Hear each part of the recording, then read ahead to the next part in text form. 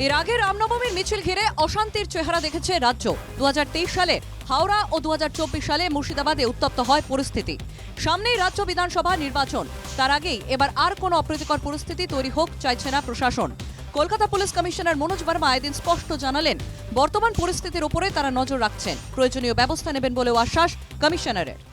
রামনবমী এখনো টাইম আছে, we are prepared, but still time আছে। আমরা প্রিপারেশন করছি, বিভিন্ন জায়গায় আমাদের মিটিং হয়েছে, এ নিয়ে অনেক ডিসকাশন হয়েছে অ্যান্ড কারেন্ট যে সিচুয়েশন আছে তার উপর আমরা নজর রাখছি and will take adequate measures.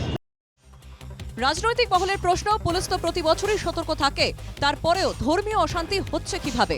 বিরোধী দলনেতা শুভেন্দু অধিকারী অশান্তির জন্য পাল্টা কাজ করায় তুলেছেন পুলিশ এবং মুখ্যমন্ত্রীকেই। রামনবমী একটি আনন্দের সঙ্গে ধর্মীয় উৎসব, সনাতন হিন্দুদের। এই জায়গাটাতে মুখ্যমন্ত্রীর যে ইরিটেশন, তাতেই সমস্যা তৈরি করে। স্বাভাবিকভাবে উস্কানিটা আসে রাজ্যের শাসক দল, পুলিশ এবং রাজ্যের প্রশাসনিক কর্তৃ মুখ্যমন্ত্রীর দিক থেকে। শুধু তাই নয়, শুভেন্দু রীতিমতো চ্যালেঞ্জ ছুড়ে জানালেন, রামনবমীর দিন পারলে মিছিল আটকে দেখাক।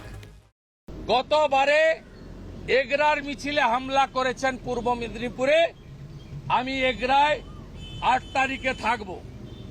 5টা দুর্গা মূর্তি ভেঙেছেন শ্যামপুরে, আমি 7 তারিখে রামনবমীর মিছিলে শ্যামপুরে থাকব হাওড়া জেলায়।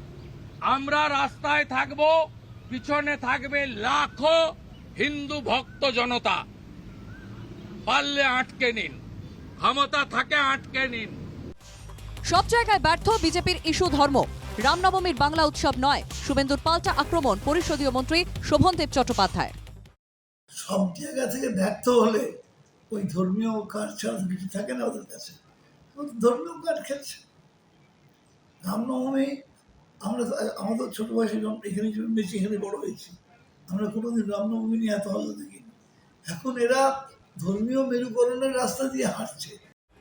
রামনবমী নিয়ে একই মত সিপিএমেরও। বাঙালির উৎসব রামনবমী নয়, বাঙালির উৎসব হনুমান জয়ন্তী নয়।